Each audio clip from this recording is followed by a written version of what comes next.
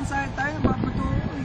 Tara, para hindi mawala yung kondisyon natin sa mga katawan. Tatalakayin natin mga bandito bukas! Bakit? Nilakawag pa nila ulit tayo. Pagod na ako. Pagod ka na? Yun na yun.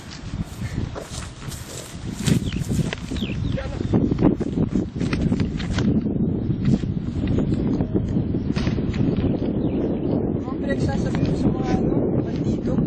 Oo nga eh. Nawala na naman yung 3 tuba ng kapitbahay. Tapos narinig ko kanina, naghahasik na naman ng lagim si inay. Kasi naman, nawawala na naman yung 3 yung prutas niya. Dahil nabili lang. Naman. Sige. Bukas nila.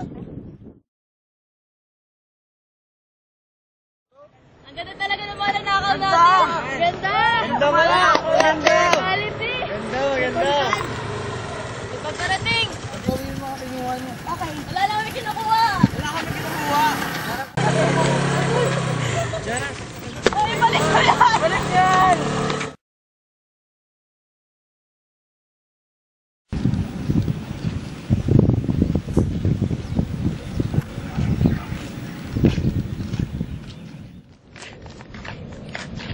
Nakipin sila!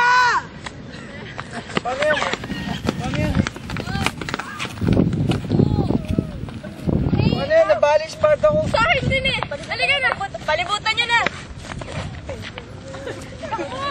Ah!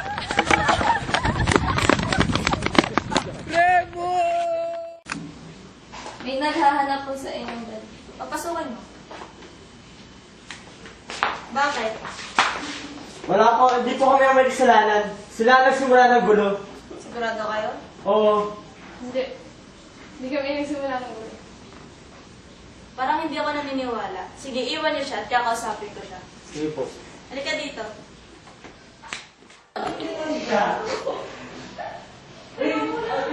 Saan ka galing? Albalonga. Albalonga. Sa Albalonga. Sa Albalonga. Apo! Doon? Ano ba pangalan mo? Remus po. Ako si Numitor. At Ako ang dating hari ng Albalonga. ama ni Rhea Silvia. Ama ni Rhea Silvia. Kilala mo ba siya? Nanay ko po siya. Ikaw nga!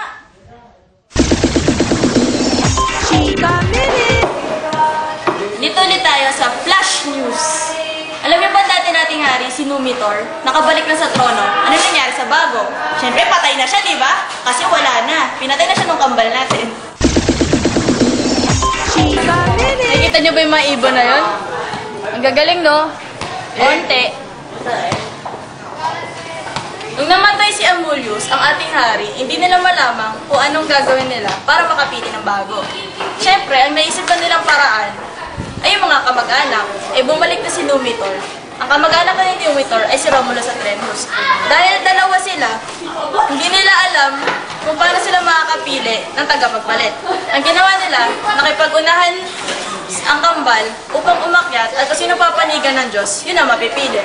Sa kasawayang palad, nalungkot si Remus dahil ang napili ay si Romulus. Pinanigan siya ng mga Diyos at kumampi sa kanya ang 6 na ibon. Samantalang kay Remus, 4 lang. Akala nila si Remus na napili, yung pala si Romulus. Kaya ipaglandakan natin ang ating bagong hari na si Romulus. Kaya ang tawag na ngayon sa Albalonga ay Rome.